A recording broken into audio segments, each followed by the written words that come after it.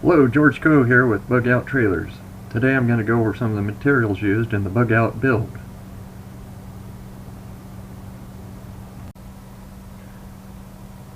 First thing we start out with is a sheet of OSB plywood and a 4x8 sheet by 7/16 inch thick.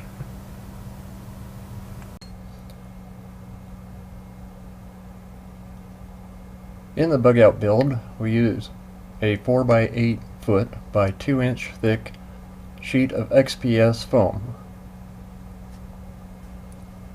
This one's from Owen Corning, and there is a XPS foam available through Dow as well. Both should work just fine for the Bug Out build. Next would be the canvas. In general, 10 ounce canvas is what I use. Other weights of canvas can be used. This particular canvas here is a canvas that I purchased through Harbor Freight, and it works very well for the Bug Out build.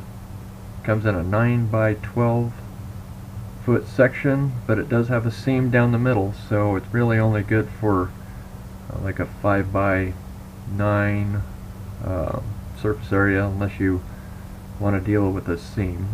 But works really well, and the price is reasonable for this. Next up in the Bug Out build is Titebond 2.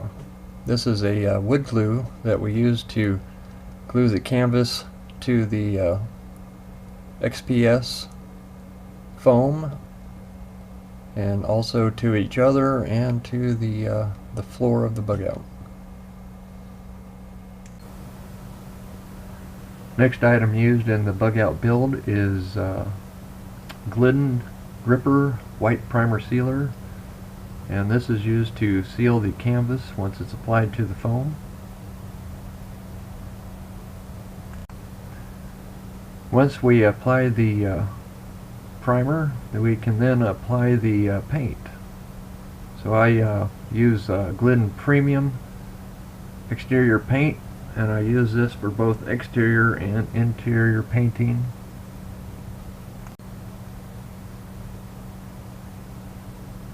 Next item used is Henry's Dura-Bright White 587, and this is used to paint onto the OSB flooring on the bottom side.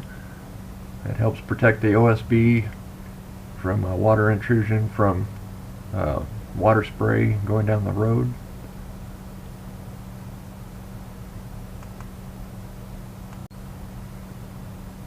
Next item, Fast and Final Lightweight Spackling, and I use this to fill in voids that may be in the foam when you purchase it, but also you can use it to fill in cracks and seams where you glue panels together, and any other type of areas that might need to be leveled out before you apply the canvas. Next item is Gorilla Construction Adhesive. I found this to be the best item so far to glue XPS foam to XPS foam, and or to wood. It works really well. It has a great bond to the foam. Anyway, one of the better bonds I've found so far, but I'm still looking for better products. But so far this one's it. Does cost a little bit, but I think for the extra bonding it allows, it's worth the extra price. Next item is Alex Plus caulk, and I used this to glue panels together before I found Gorilla Glue.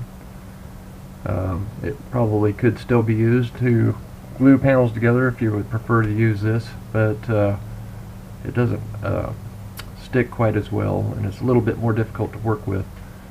But I do still use it for sealing in seams and cracks in the build where the panels come together.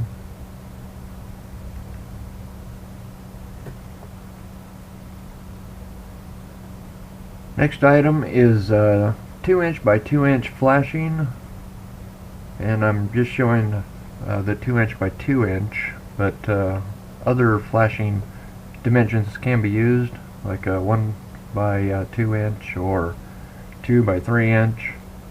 And I've used this in the past for hardening up edges that might be susceptible to easy damage.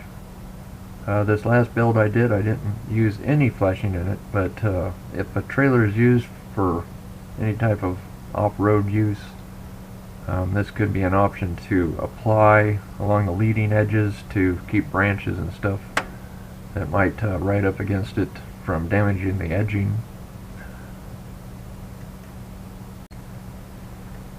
And that concludes this episode of Bug Out Trailers. Bug out!